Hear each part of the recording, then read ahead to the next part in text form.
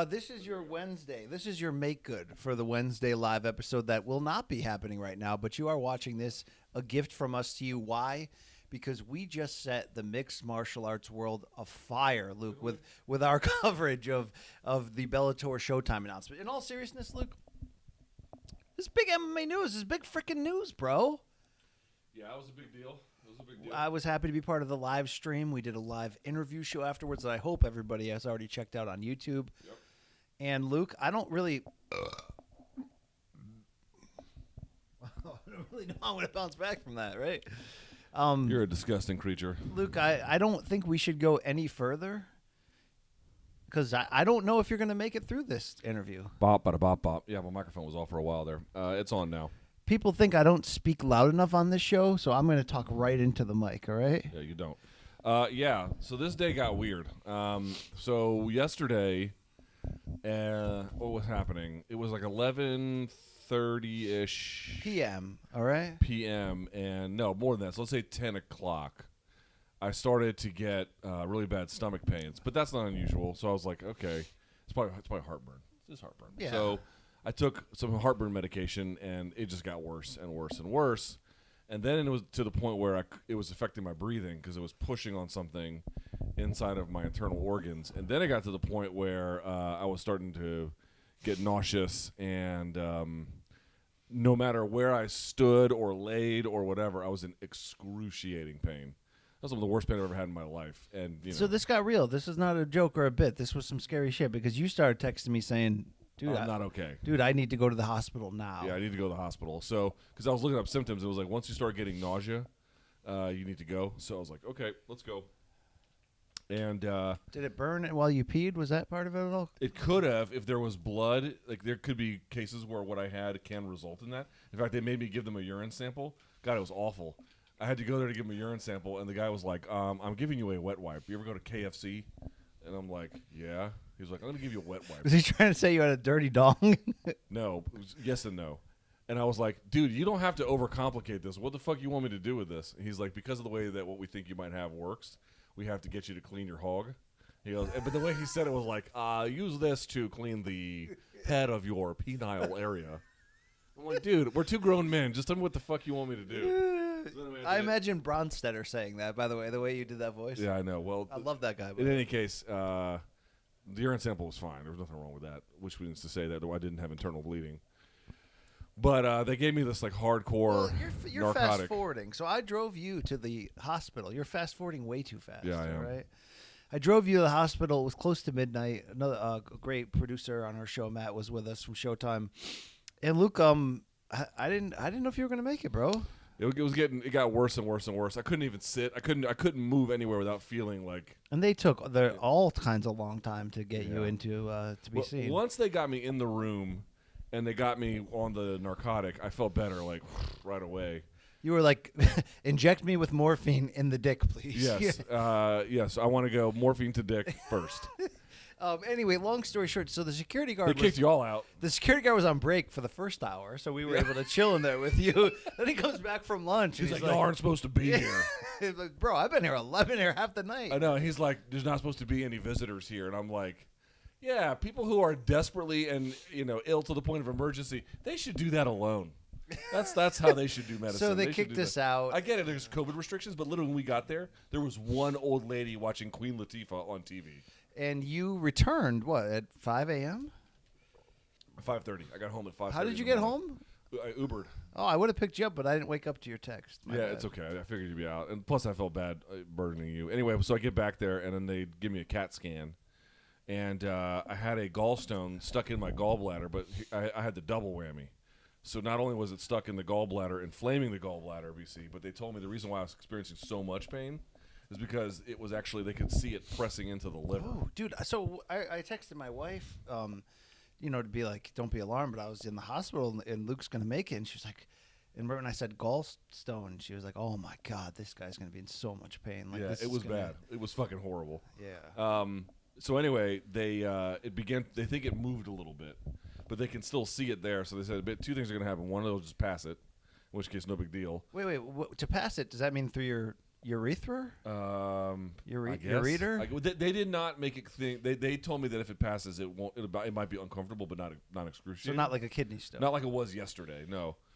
But what they basically said was, if it doesn't move by the time you get home, because here's what they said. They said if this happens, if you get tomorrow and you're like this, we're going to cut you open. Like we're just going to take it out. That's. I was like, damn it, I do not want to get fucking surgery on this trip. Well, the great news is this is Connecticut, not Florida, so you would get great health care. The bad news is the hospital here near here is Norwich. I don't really think anyone wants to get cut open at the Norwich hospital. And I don't want to have surgery away from my family. You know what I mean? Yeah. So you're like, look, if I'm gonna die, let me die with my own. By the way, that's when they fucking scared me, because I'm sitting there. They gave me the narcotic, and I'm thinking, okay, this is fine. I'll be all right. You know, I feel better. And they go, yeah, we're going to give you a CAT scan. I'm like, precautionary. They're like, we just need to make sure we know if this needs to be a surgical intervention or not. And I'm like, wait, surgery's on the table for this shit? Anyway, so do they take an X-ray of your pelvis? A CAT scan of my whole, from like my chest to my pelvis. And it was a guy nurse, not a woman? It was a female nurse. So she was probably looking at the X-rays of the old Hawkinstein. What in Brazil they call the Heecha Hound? Did you get that? No. Dude, I was so out of it, I could barely move. But anyway, so they come back to me. They're like, "Well, the good news is that the good news and bad news is blah blah blah." So basically, here's where we are today. If I don't have another flare up, as soon as I go home, I have to contact a surgeon there to see if they want to get it taken out, or I'm going to get another flare up here. In which case, if I go back to that hospital, they have promised me they're going to cut it out, or it passes. But basically, as soon as I get home, I have to contact the surgeon. Dude, I didn't know, because we're old. So that's why I didn't know what was going to happen next. Like, was this going to become Morning Campbell, like a one-man show moving forward? Like, I was really nervous. I mean, not even to mention the serious parts of, like, your family and stuff. But I was, you're my quarterback, Luke, okay? I feel you, bro. You're my quarterback. All So, right. but anyway, here was the worst part. Fucking asshole. So finally, they discharged me. I'm feeling better, and I couldn't go straight home. I had to go to a 24-hour CVS, right, to get the Percocet. They gave me a Percocet, and the Uber picks me up, and like there was one Uber I had to wait like 15 minutes for. And I don't know where if you're watching this, I don't know where you live in the country, but where I live in D.C., the most you'll ever wait for an Uber, and I'm talking about the most you'll ever wait, is 6 minutes. Like usually it's 1 to 3 minutes. They're everywhere. Okay. This one was 18. I was like, motherfuck. I was a little surprised that you were able to get one. Yeah. I've had times in Connecticut where I was like, okay, I'm close enough to Hartford. It's 5 a.m, but I'm looking to get an airport ride to the airport. No Zip? Nothing. So anyway, I got lucky, and the guy who picked me up was playing Usher. You got it, you want it bad. If you're blah, blah, blah. See, I was hoping for... Yeah, no, none of that. And he was blasting it so fucking loud. But I saw that the CVS was like 2 miles away, and then Mohegan was another 3. Do you think your Uber driver liked the Weeknd's halftime show? He'd be an eligible candidate for it. Anyway, got my Percocet, got home, took it. All right, I was I'll shout you out now. I'll cut you off to shout you out, Luke. You showed a lot of guts. All right, you texted me before. I didn't think you should have done that show because it wasn't one show. We were part of the 2-hour Bellator reveal show, or however long it went. Then we did a live hour interview show. Then we did a sit down with Coker and Espinoza inside the Bellator cage, which was all cool as hell. And now we're doing this, Luke, in which typically we drink. I'm glad you're not drinking. I can't. I'm on antibiotics. How did you bite down and do this, Luke? I'm not kidding. Look, man. Is this bloody sock? Is this the flu game? It's the flu game. It's the flu. I mean, here's honestly, it sounds like over dramatic. But it's really the truth. Probably I feel better with the narcotics. But the other part is, dude, like think about where Bellator and Strikeforce and Showtime were 10 years ago, you know? I wasn't anywhere close to having this job. And here it is 10 years later, and I finally got an opportunity. You know, unless I was totally incapable of doing it. Damn. Look, man, we don't get opportunities like this. I've been waiting over 10 years to do what we did today, basically. And, you know, I'm not going to wait another 10. So. And by the way, I'm so glad that you did it, not only for what we're building at MK for the whole Viacom CBS family, but that interview show we did we were at the peak of our powers. That was fun. It was a car wash of one big Bellator name waiting on deck after the other. And, yeah, it was all kinds of fun, Luke. So congratulations to you for gutting it out. You're more of a man than I am. No, if you were feeling like me, you would have done it too. I mean, what you probably should have said to them is just go through with the 3 needles right now, right? While I'm here, take my balls. Just tape me up, right? Our producer sent us these questions. What do you want to do? Oh, so anyway, what was the rest of our day? So we got down there. We didn't really do the rehearsal. But we talked to Morrow. Morrow was here. I love that man. Morrow's the best. He's the fucking man. We did the announcement stream, and then we did our own stream, and then we had a round table that was recorded with Steven Espinosa and Scott Coker. Very business heavy, but good stuff about the future. You know? And then now this. And then this is the last thing we're doing today. Don't forget when you asked about Valerie Loreda's DMs. That was hilarious. I like how you think that's a weird question. Bro, you don't think it goes super fucking weird in there? And Yo, bro, I asked Luke Rockhold, and then he was just like, he gave me that, like, you know. Oh, he's told me about his DMs. Can you imagine what we got? I mean, at the time that I asked him about it, you had women throwing themselves at him. I mean, do you think someone in you know what I loved, by the way, about that Loretta interview the best was that she looked right at you and she said, Joanna is like an idol to me. Yeah, I know. It was like she knew. And she knew our meta bullshit, you know? And you were out there, hang on. You were out there like looking at me in the face like yeah. No, I actually was like, she's one of my idols too, and you did not like that. Look, I thought I activated a gallstone when I said that. You might have. I had a bit of a moment. It's cool. She's friendly, man. I've had her in studio before.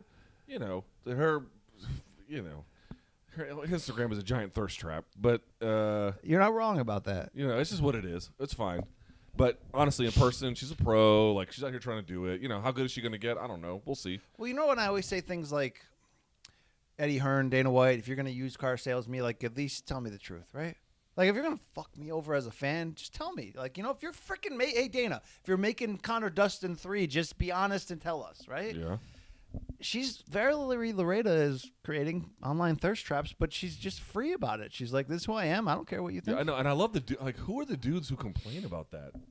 Isn't that the weird, straight dudes complaining about her doing it? Like, help me understand what the downside is. I've never understood this. Oh, she's going to get opportunities she shouldn't get. I'm like, well, you're complaining that she's doing this and she's getting fights that are too easy for her. I did want to ask her about the one criticism she gets I could give it back to her is when she celebrates the winning of the fight over the fallen opponent. Because she fucking dances? No, she's essentially dancing like over the dead body. You know what I mean? Or like kind of, you know what I mean? Like there's like she doesn't walk across the cage. And she does it right there. Like, I don't care what you. But again, I do like the sort of like, fuck you. I don't care what you think. You're gonna enter my thirst trap. And also, I mean, I don't know if this is true for the last fight she had, but I think a couple of them have definitely been other opponents who were like, she ain't shit. She's a pretty face. Yeah. Blah, blah, blah, blah. And then, you go knock them the fuck out. Yeah. I mean, listen, it's low level enough where it doesn't affect the top of the division. So it's not like getting in the way of anything,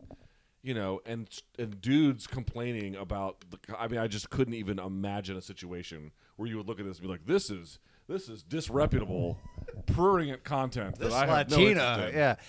The second most you were upset at me during that live interview stream was when I asked Austin Vanderford about Britain Hart. You were like, can we get out of this interview already? Because I will say this, dude. It's like, dude, if you're Austin Vanderford, every fucking interview is about your wife. He expects that and he welcomes it. Okay. You're right. He's a good dude, by the way. He's a great dude. You're 1,000% right. But I'm like, dude, of these two, he's the much better fighter. He seems genuinely interesting in his own right. He's friendly. Can we do one fucking interview we don't ask him about his can't we just ask him about the damn eyeball on his Adam's apple the whole time? Dude, he got blasted on his throat. I was shocked. Who else was cool? Pico's cool.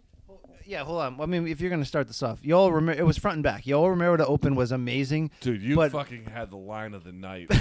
When you looked him in the face and you were like, Yoel, I love you. I'll see you soon, boy. And then you told him, and I didn't know if he was going to get this part. Then you go. And it took him a second to process, but then he got it, and he fucking died laughing. Dude, he's a great guy. He is incredible.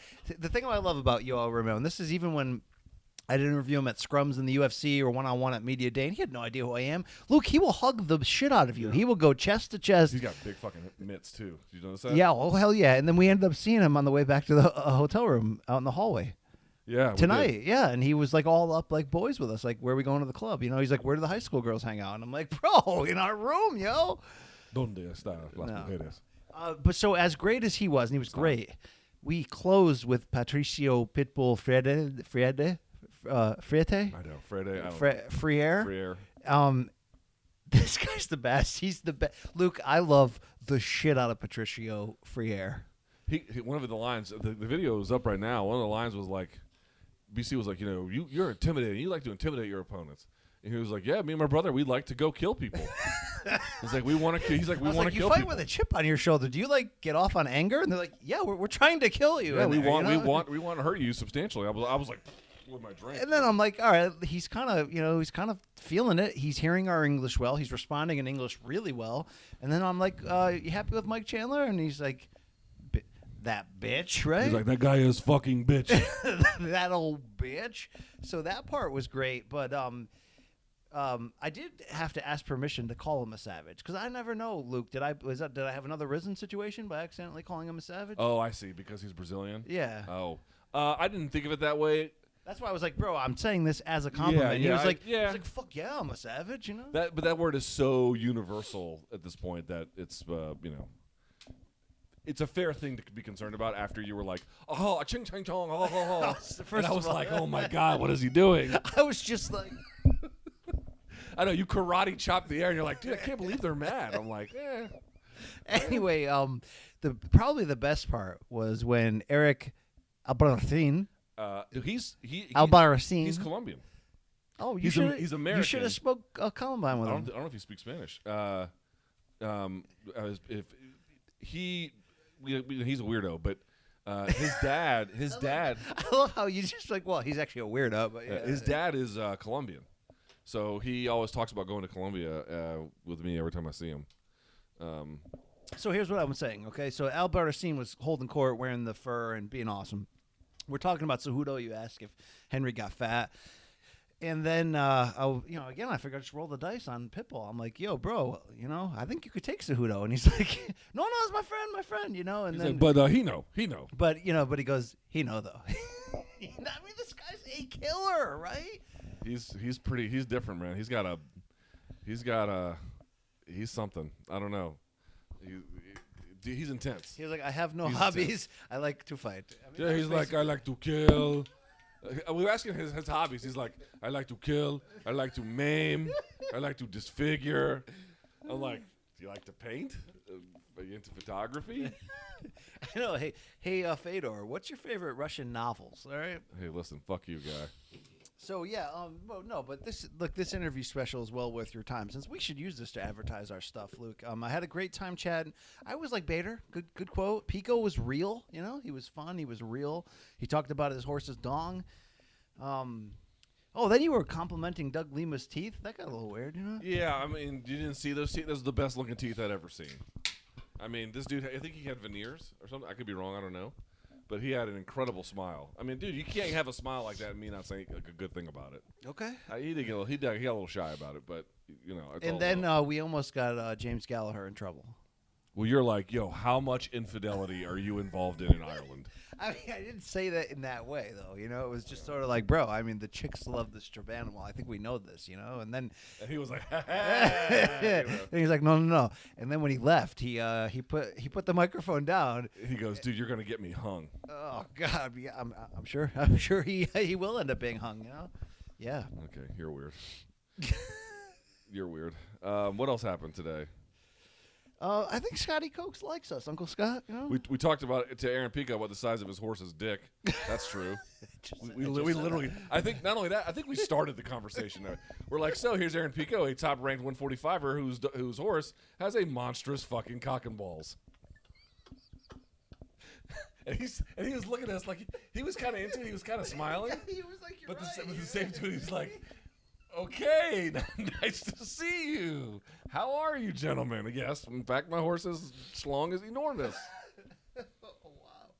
So, are you going to tell the people about the lecture you felt the need to twice give me about, BC, it's fine if you're going to, crack dick jokes with Pico, that's fine. But, like, when we interview Coker and Espinosa, bro, you cannot do that. I'm like, really? Well, far be it from me to assume the worst, but you got to talk about MK strengths, dude. MK strengths. When it's time to joke, we joke.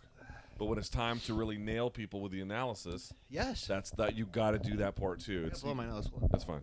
It's not one or the other, and sometimes you got to make sure we haven't lost sight of that. That's all. Yep, the medicine I took is starting to kick in a little bit here. Feeling a little. Woo. How are you? You got that AIDS? You have COVID, bitch? No. If you give me COVID at the end of this trip, while my gallbladder's about to shoot through my body, I will be upset. I have to say, though, like, genuinely from a fan standpoint, you know, I'm excited for a lot of the fights, but the one that, like, has everybody buzzing is this Rumble Romero fight, dude. Like, legitimately, that has just got fucking bananas written all over Dude, we have no idea what that's going to look like. And even if you were the ultimate cynic and was like, well, dude, you thought Romero Adesanya was going to bang and it didn't. What if Yoel does it? Even if Yoel does that exact same thing again, let's say he was able to pull that off, I just want to see what this looks like. I want to see Rumble cock that right hand and just, you know, and what Joey or Yoel was kind of telling us both on and off camera, Luke, when we kind of made references to, you know, Rumble's a freaking, you know, knockout artist and you're coming up in weight, Yoel.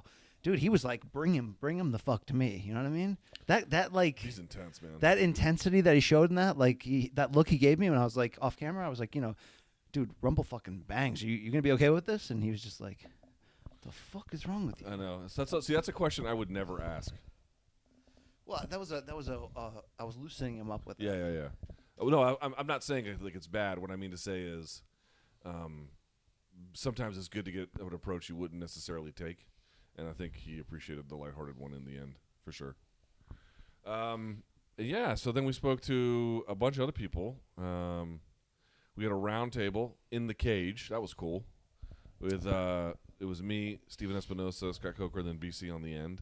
Did you like that? That was fun. That was a lot of fun. It was cool with the way it was shot. With high production values there from Showtime. So that we were on the circular fighting platform. Only the backside of the circle cage was intact, and you know, that's as close as we're ever going to get to being in the octagon for any redeemable reason. Except for like if you're behind the curtain at a UFC weigh-in and the octagon's there, and there's like usually Lorenzo and his kids jumping in there, like one of those moments you could jump in, but you'd be an asshole if you did. Yeah, exactly. No, that was cool. That was a big day for us, man. This is the type of shit I've been looking to trying to do for a long time. Not just this. I mean, I like the other stuff that we do as well.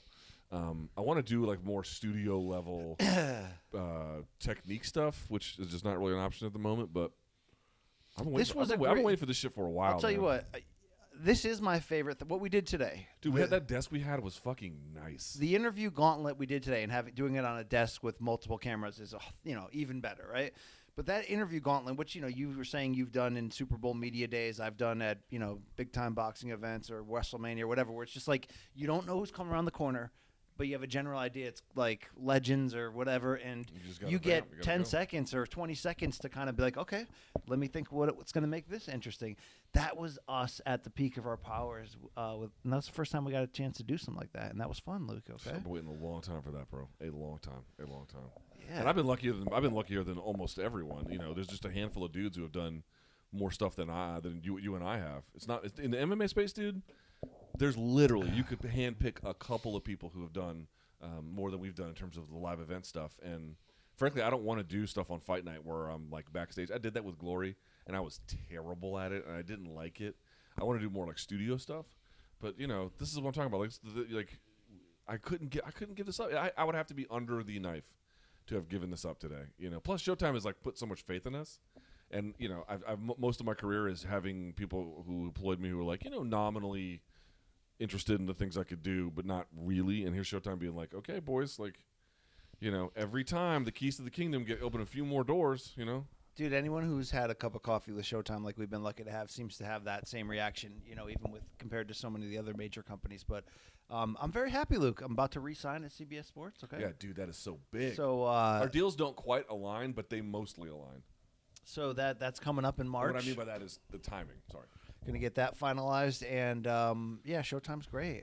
I get, you know, that gig I do for NBC Sports on the side, Luke, the Ring City Boxing. We have to eat the boiled eggs that are sitting in the bag. bag. I get 3 trips to Puerto Rico in March. 3, bro. Dude, you've been to Puerto Rico? No. Oh, you're gonna love it, man. You know, Puerto Rico's obviously had its challenges because it's been mismanaged by the United States, and obviously even beyond that, just, you know, the natural disasters that they've had to endure and whatnot. Have you been a bunch? I've only been once, actually, but I fell in love with my wife in Puerto Rico. Dude, Puerto Rico's a special place, man. So people treat it like it's like a forgotten, like, oh, you know, Puerto Rico's kind of always there, but it's not really all that attractive. I mean, again, yes, it's had its challenges. You will see that. But, dude, they are a resilient people, man, and they're trying to rebuild. My wife went down there for work, and she was telling me, like, just how much, like, any kind of tourism meant to them. Yeah. You know what I mean? Like, I mean, they had gotten banged by the storms, the last couple of major storms. yeah, right? and again, like the U.S. hasn't just done a great job with managing the Yeah. place. So what I'll say is, when you go down, if you get, I know it's COVID and shit, but if you get any free time, you will see like Puerto Rican. Like when you go there as a tourist, their hospitality is like fucking first rate. The people are friendly. We got 3 different locations that we're setting up a ring. One of them I think is in like Old Town San Juan. So I'm Which gonna is absolutely spectacular. I'm gonna get a great tour of the island. So I'm looking forward to it. That is one of it's one of the best fan bases in boxing, like by far. Like the passion. I have to warn you though. Okay, so you're probably be staying in San Juan, right? I've known nothing at this Okay, point. if you go to San Juan, you'll hear a lot of Spanish, but you'll hear a lot of English too. And you go to any vendor there, they're going to speak English. Okay, buddy, you drive 1 hour outside that city, and you can forget that shit. The rules are very different outside of San Juan. I drove when I was there by myself to Caguas, and this is before I'd really taken any Spanish. I didn't hardly know anything, and I remember I parked at the town square with my car. And I needed to break $1 to get quarters for the meter, and I went. And this was like a nice town square. It was like well maintained. There was no potholes. So you're taking care of yourself. You're not with like a tour group or anything. You're completely. I was by myself. I was on a business trip, and I went into store after store trying to get $1 for my quarters, and they didn't know any English, zero English, and I was like, wow, okay, so I thought it'd be much more common throughout the island. My experience was that was not the case. All right, I'm going to put them to the test. All right, I'm coming for you, Puerto Rico. So let's do that. So Luke, I mean, look, we're not really told. We don't know what's coming, but you'd have to believe a good run of Showtime boxing fights are on the horizon too. So this is a fun time. Broner's supposed to be the next one. I think that's February 20th, and I know it feels like we're close to getting. Do you know who the fuck he's fighting? Yeah, it was a replacement guy. It was a guy you never heard of, a guy that he should beat up, but he kind of needs us. He needs a win that he can come back and chalk trash and look good and do his dances and because look, he does match himself tough. You got to give him that. And he always loses when he steps up. Fight, okay. But he I told you I felt bad because I saw someone on one of his comments being like AB. He was supposed to be like about billions, and then someone wrote. I felt bad, but I laughed because he puts his Cash App thing up there. The guy wrote, "Always begging."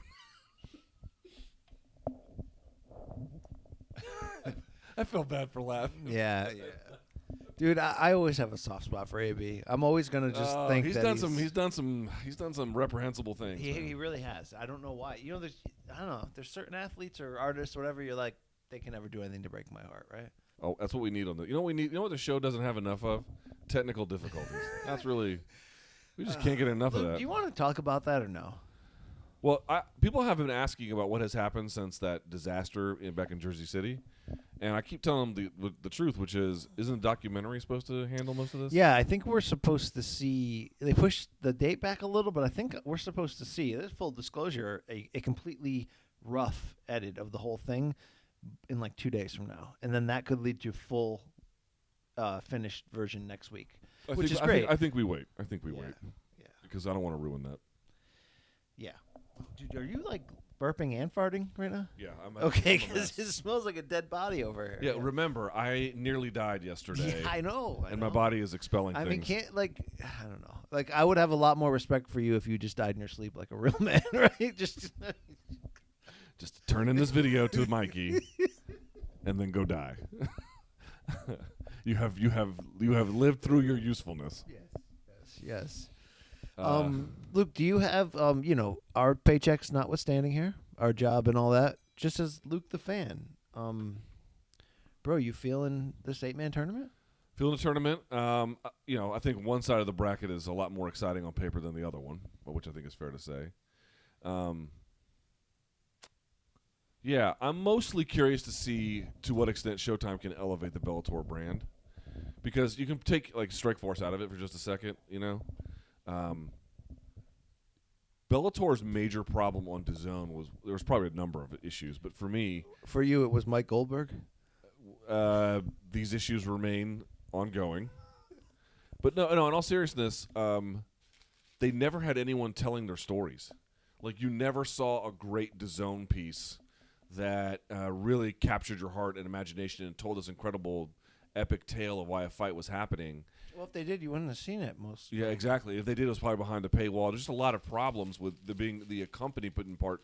Like, you can put on good fights, but if no one is really selling them to you in a interesting way or packaging them in an interesting way, there's just a lot lost during that time. Showtime has a proven, this is just true. It's, you can say who's better, who's worse, but they have a proven ability to be able to tell stories.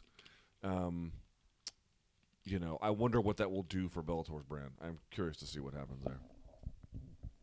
Because part of it is like stories need to be told, but the other part is, MMA is not in the same place it was when Strikeforce was at its, let's say, relative peak. Where you're still trying to explain the sport to people, and then also, it was. This is not quite true because after the fact, people began to accept that Strikeforce had a really talented roster when all those guys came over and started kicking ass. But just in terms of like ranked people, I have to look this up to be certain, but I think Strikeforce had more certainly than Bellator has. And dude, Bellator's been bouncing around, and it's a lot. The brand is ready, I think, to be leveraged more than it ever has. But this is like a big upgrade for them. Monster. This is big news, like straight up big news, no matter who you care about or work for or anything, or just as a fan. It's huge. That 8-man tournament is sexy. It's really good. Luke, when was the first time you liked Bellator? Meaning, not when did you start watching, but when did you think they were, like, legit? Like, when Askren was on top and fighting those dudes? I think I've always understood their place in terms of the size of the organization. But, when I really began to... I don't know when it was, but there's like Shabalat Shamhalayev, Frodo Haspalayev. Like, they were one of the first guys to really start recruiting some of the folks out of Dagestan and Russia. Dude, Koreshkov was a badass when he first got good. But there's a bunch of other guys you never heard of who are also the two I mentioned from 145 were Shabalat Shamhalayev and Frodo Haspalayev. They were just really good at that. I remember it was during Bjorn Rebny's era, so it was pre-Coker. And I noticed that like guys I thought would kill in the tournaments got fucking whooped. And I was like, I don't know that this is a sustainable product, but if you like MMA... There was a little too much Joe Warren on the screen back then. Yeah, I mean, look, there's a lot of that shit, and guys who you knew were like well beneath the standard UFC level. But it's been a while. I've liked them for a while, but there's been a couple... It's just, they need consistency. They need visibility. There's just a lot of things I think they need more morning combat, Luke. I want to keep our brand as, not intertwined with any promotion as possible. That's fair. I actually don't want to do that. I mean, people. By the way, we should talk about this. People have asked us, what does this mean for us going forward? Like, are y'all going to be on Bellator broadcast? And my answer is, we have no idea. Literally beyond what has happened today, we don't have any clue if there even is anything else we'll ever do. We hope. What do you say to the people who write in the comments, oh, great, this means BC and Luke will never tell the truth about where Bellator stands in light of UFC? I don't work for Bellator. I get CBS cuts my check. Trust me. CBS is interested. We have the same grandfathers or daddies, right? Yeah, okay, I'll be friendly. But I'm not lying for any promoter. I'm not lying. I'm not losing everything I've built. So I can be, to protect, I'll be friendly, but to protect Jared Shaw, Scala, you know what I'm saying? So yeah, and here's the other part: hold us to account, dude. I'm not afraid of people holding us to account. Hold us to account. Oh, hey, you guys were too soft on them, or whatever. Okay, please. The only way we ever get better is if we get feedback from people who are honestly trying to get us to do the best job possible. So, you think they ever told Safredi he was too soft? Never. That probably has rarely happened. He's such a filthy old bitch, too. I was watching one of his videos not long ago. I told you about this. And what he made them do. Ugh. I was like, you fucking gross animal. I can't talk about this on camera, Luke. I mean, come on. No, I'm not going to say what it was. But I've got a career. We're going to ruin that. But this is the point we're trying to explain to folks, too. It's like doing the podcast is fun. Like, I like doing it. But honestly, what Morning Combat is supposed to be is a lot of what you saw today. There was no fights today, but post-fight shows, on location, being a part of grander things. The show is designed to be really much more profile than just and again, all the podcast episodes are important, but that's... Well, it also allows us to diversify to the level, Luke, where you could end up being into morning combat for different reasons, and but at the same time, at the end of the day, like any good rock band or something, like we want to be able to do it all. We want to be able to write you the ballad and rock out and jam. So, I'm into. Why am I into morning combat? Because I'm trying to let the world know, Luke, it's a sitcom. It's not a talk show, right? But to you and a lot of they don't care about that. They want the fucking take. They want a hard ass take on some MMA, right? You know what I mean? So they want that Lex the Impaler take. Yeah. So wow. You ever seen his joint? Oh my god. I can't. I do mean, it. it's so long. The camera can pan from one side of the screen to the other, and you'll see squirrels running along it, birds posted on it. You know what I'm saying? Remember I told you I saw Cliff Robinson, our R.I.P., his dong in the Nets locker room? Yeah, just an absolute specimen. I mean, yeah. There were female reporters standing next to him. He goes from 0 to ball back in like a second. I mean, just for no reason. You think he did it on purpose? Oh, 100%? 100%. But I think that's the That's so gross. That's pretty gross. Yes, yeah, it's pretty gross. You know who I saw today? All seriousness, you know who I saw today? She was here taking photos. Esther Lynn. Esther Lynn was here. So I don't know. I asked her too. I was like, "What does this mean for you going forward?" Obviously, Showtime's going to use her in some capacity to take photos for MMA events. Every one of them, every once in a while. She's a legend. By the way, she's an. I like the term like active legend or living legend, meaning like, you know what it means, right? Frankie Edgar's a freaking living legend. Yeah. Esther Lynn's a living legend. Yeah, she kind of is. It's like you're the best to ever do this, and you're still out here like young, you know. But that was cool. So I talked to her for a while. She's doing really well. Again, all of this is up in the air. We may not have any role. We honestly just don't have a clue. So my hunch is we'll absolutely be on location for big Bellator fights, right? In some capacity. Yeah. I mean, look, a lot of what we do for CBS Sports HQ. I mean, that's all under the same. They cover Bellator very extensively as well. I think they carried the presser today. Yes. Scott Coker went on, did a live interview right afterwards. So, yeah. I mean, look, big. It's like. Big things are coming, Luke. I don't know exactly which door is going to open first, but I mean, once the COVID clears up a bit, we haven't had MK at full power, in a non-COVID environment yet, where we are hitting the road for Conor McGregor's return, and we are giving it to you all week long. Yeah, yeah, this should be fun. Or Canelo versus Charlo down the road, Luke. Okay. Yeah, and I like how every time people see us on like an elevated role, they're like, "You two YouTube losers growing up," but no, people send well wishes, man. It was cool. It was cool to see, because we're usually out there. What are you gonna say? You could say you like my takes. You could say you don't. But what are you gonna say? I didn't pay my dues. Fuck you. Yes, yeah, I did. Fuck you, bro.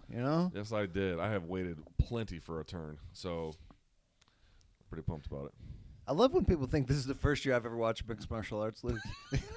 I mean, I get I'm a filthy cash to a degree, but I have been covering this sport this is my 9th year, and it's yeah, I get that. I did watch UFC 4 on pay-per-view, but this is my first year. I'm the boxing guy. Yeah, I'm actually surprised. Like, I'm obviously the MMA guy on the boxing side of things because I just have so much.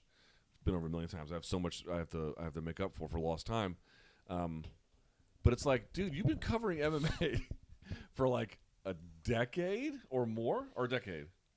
I became not watching, but like actively doing things. I was the backup ESPN.com MMA editor beginning in 2012. I wrote some MMA stories over the next few years for ESPN. Okay, so more or less about a decade. Yeah, I mean, I interviewed fighters in the locker room for SportsCenter after UFC 200. That was a great. Yeah. Anyway, yeah. So it's like I'm a little surprised at that there's that the reputation somewhat lingers. It's not that bad. Most people realize those are your fans, Luke. Okay, I don't need those fans. Yeah, there's some people who are like, Luke, I love you. Brian's okay. What time's that STEM concert later? Yeah, that's. But you get a bunch of them who would who love you, who want me to die. So I don't think that happens. See, if they love you, they clearly want me to die. If they, there's a little bit of that. I don't think it's ever like I'm a huge BC fan and fuck Luke, right? I bet there is a little bit of that, but not too much. But to your point, that's something for everybody. That's sort of the idea. We are washed, bro.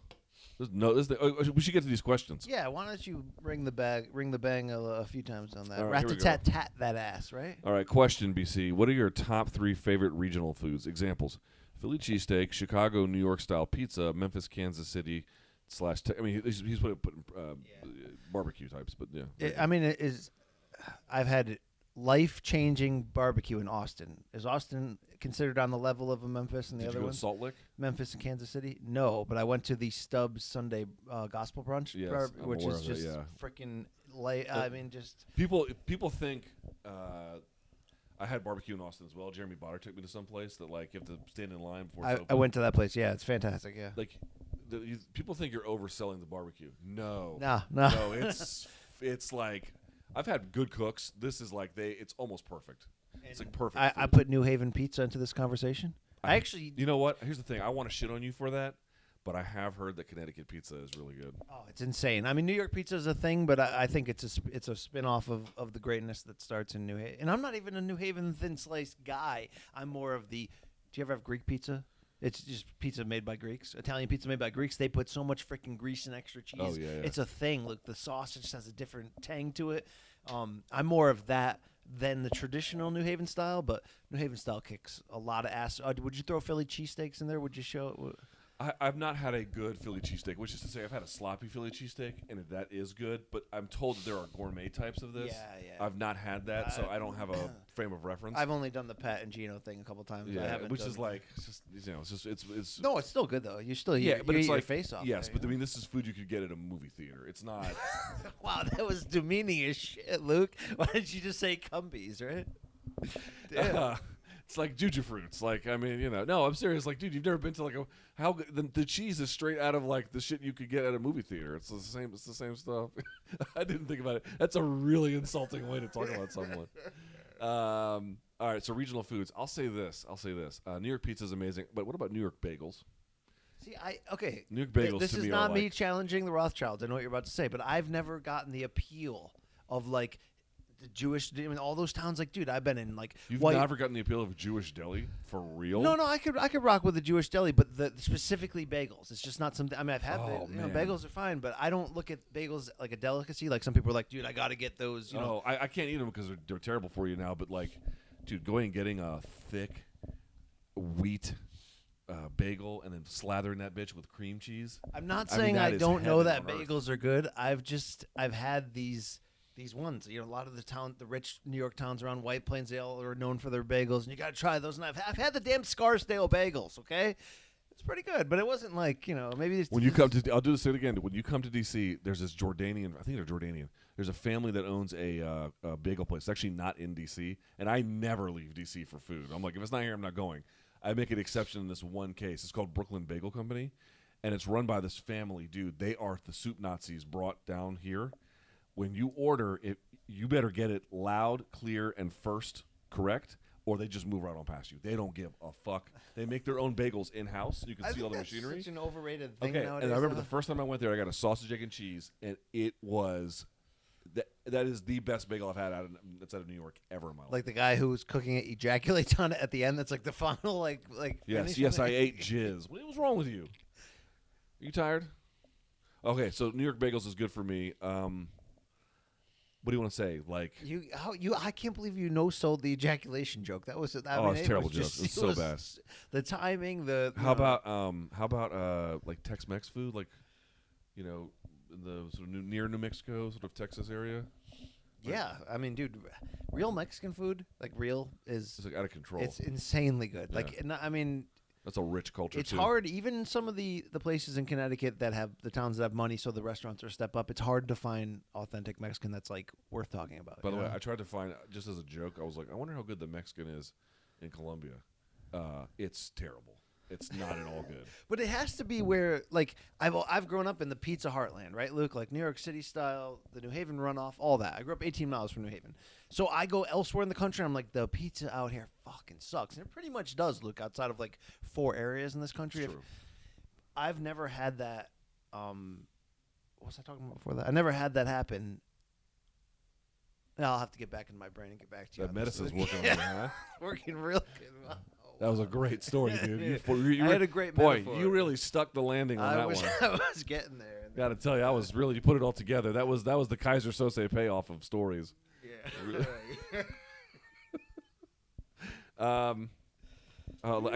So I've named 2: the Tex-Mex area, the New York bagel. Oh, I got it now. I got it now. This ought to be great.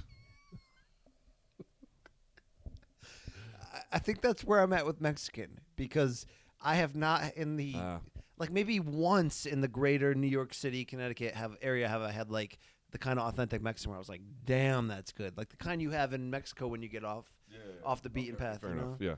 Yeah. How about this? How about the New Orleans like gumbo stuff?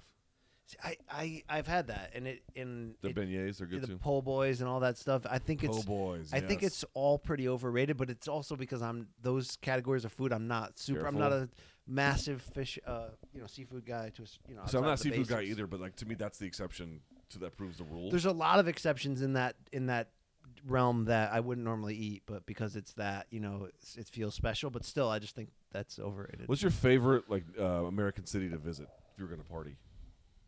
Austin. Austin? Music scene is just out of control. The You're talking about like pre-COVID or something. Yeah, I'm talking about like in the early 2000s, but yeah. Austin's great. The breakdown when I went in 04 for the Austin City Limits Festival, the breakdown of like 6th Street is the crazy like close down the street. It's like spring break every night, right?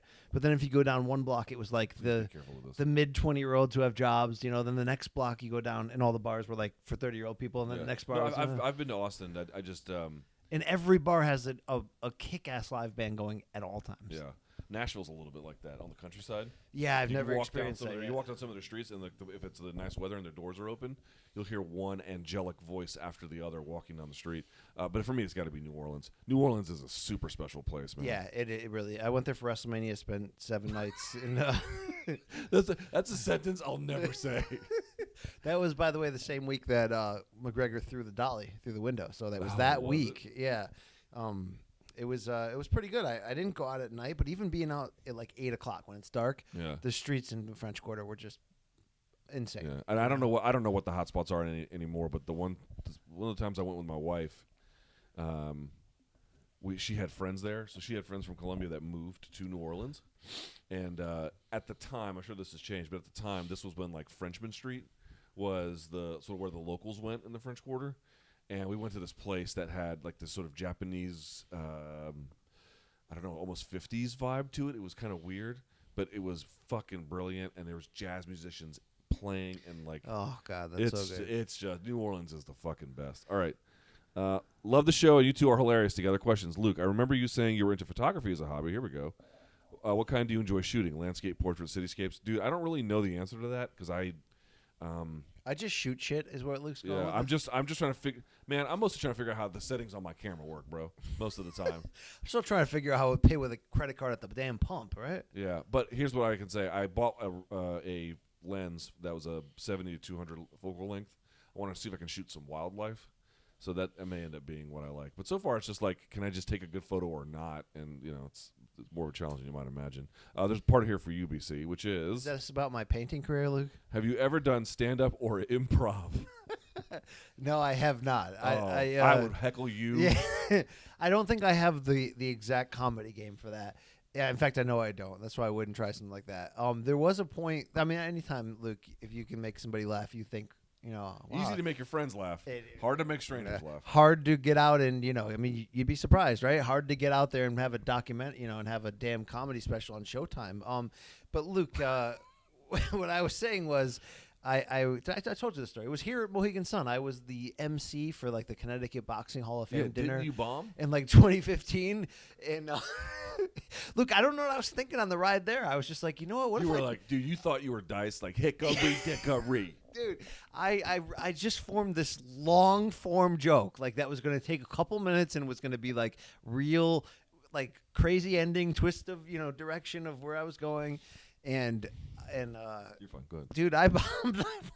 I mean, it was like crickets, Luke. I bombed so hardcore on this boxing joke that I had to go.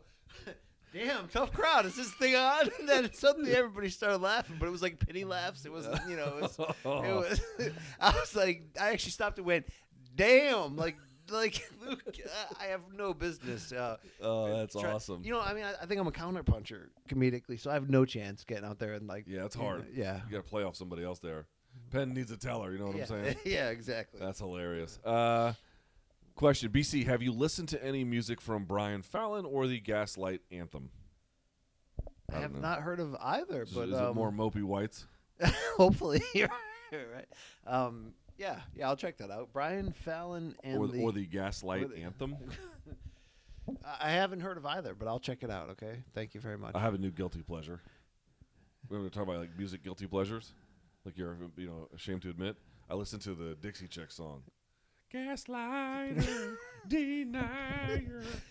They were cool. Remember when they were cool for like a little bit? And then they shit on Bush in London. And then they dude, Texas was there was a window where they were hot and cool at the same time, right? Yeah, something like that. Yeah. Although they weren't like. But they fell off hard. Wilson Phillips had a window of being pretty hot too, or at least 2 of the 3, right, Luke?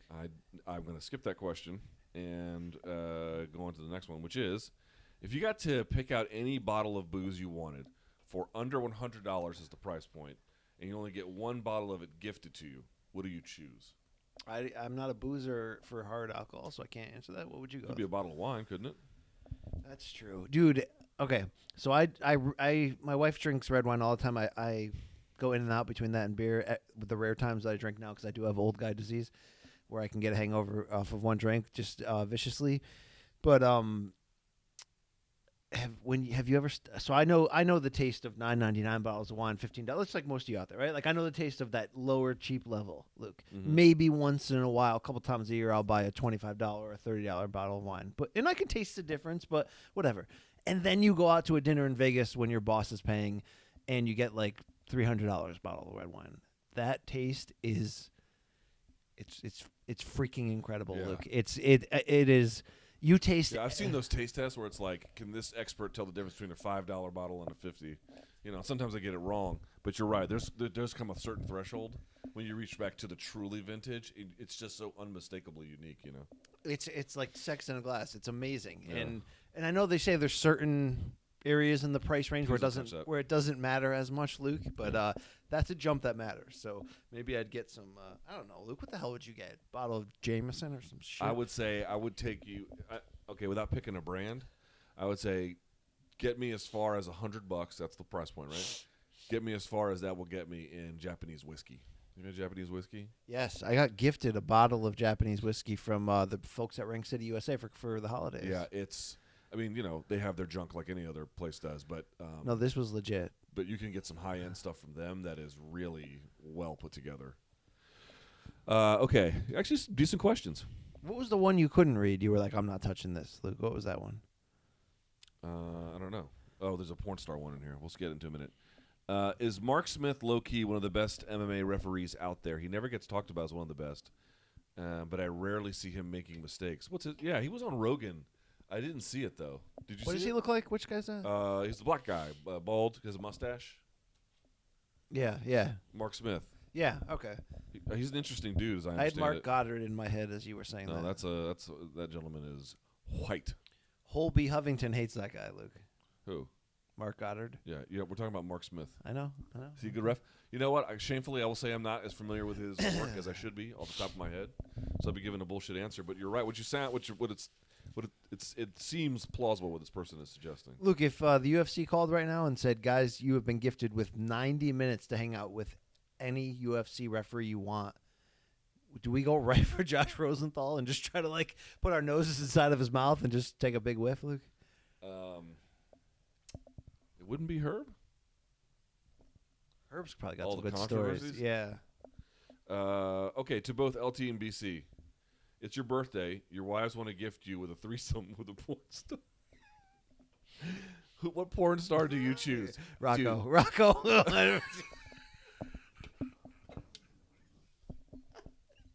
I just got to see that hog in person, Luke. It's like seeing a celebrity at the airport. It's like, dude, is that Tom Selleck? Is that Rocco's hog? I mean, if this was a compliment, I'd be like, damn, man, you did so well for yourself. I would say Chasey Lane, but I don't want to look up what she looks like now, so that'd be a little bit. Listen, I want to answer this question, but by virtue of answering it, everyone's opinion of me will lower because I'll give you somebody Don't do it. who is just an absolute dirtball in this industry. So I'm just going to take the fifth. It's like Luke's into that shit? Jesus. All right, BC, what's your favorite conspiracy theory? The anti-Semitic ones, you love those, dude. Well, again, you're gonna put put a scarlet letter on me that's not deserved. It is true. It is true that there's not a hint of anti-Semitism in you, but rather you do like the conspiracy theories. You kind of strip the anti-Semitism the European Pank from ones him. is true. The country's really being run by. He loves all the parts of the anti-Semitic conspiracy theories. Why is that anti-Semitic? Dude, a global family of powerful Jews running the banking system. Well, it doesn't have to just be them. It could be the Illuminati in hand with them. The Rothschilds they're not Christian. Are you saying they're actually lizard people? No, I am saying that they are who they are. Part of that is Jewish. Okay, that's fine. That's all I'm saying. I don't know. What is my favorite conspiracy? I would say you're not super a UFO guy. No. You're not super ghost guy. No, I'm definitely more government cover up, false flag. Yeah, you're more like, what bad things could our government be up to? I feel like that's your brand of and that's not committed to any party. That's just committed to the idea that power. Like the political system that most of us worship, I don't believe is actually in play. I don't believe it matters, Luke. You know what I mean? Yeah, I know, but also you're deeply ignorant. So, I mean, I did grow up on the floor of a sawmill, so in a burlap sack, Luke. So yes. Yeah. Anyway, we'll be doing this for an hour. I think that's it for questions. We don't have any more. Luke, do you have a favorite MMA conspiracy that MMA conspiracy? That what's his name? Alexander took a fall for Kimbo. That happened, bro. That happened. Houston Alexander.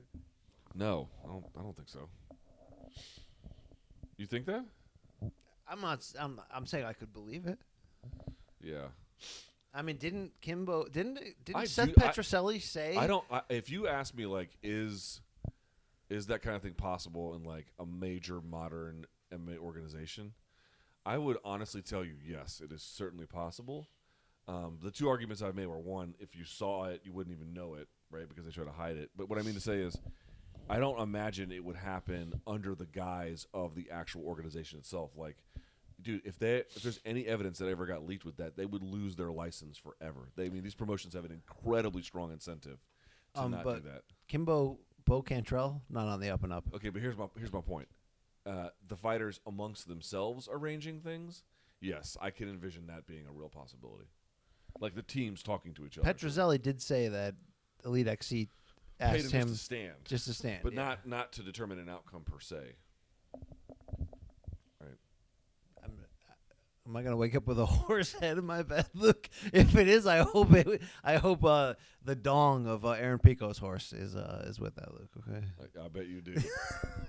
You'd be like, Rocco? Is that you? Wouldn't that be hilarious if you owned horses with like enormous hogs, and you're like, what are your horses' names? You'd be like, this one's called Rocco, this one is called Lex the Impaler, this one is whoever, and just name your horses after dudes with enormous schlongs.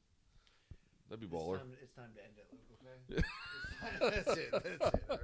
Yeah, it is. Okay, BC, you want to sign off? Say the nice things to the people. Thank you for. Thank you. Right. Thanks a lot. All right. We're tired and we're old, and subscribe to what we do here. Hopefully, you caught that Bellator interview special. We had a lot of fun doing that. A lot of bonus content coming out of today. We'll be back live on Friday. Live chat with Luke on Thursday, unless you're going under the knife. Yes, unless I die. Yep. Yeah. Thanks, everyone. That's it. Peace.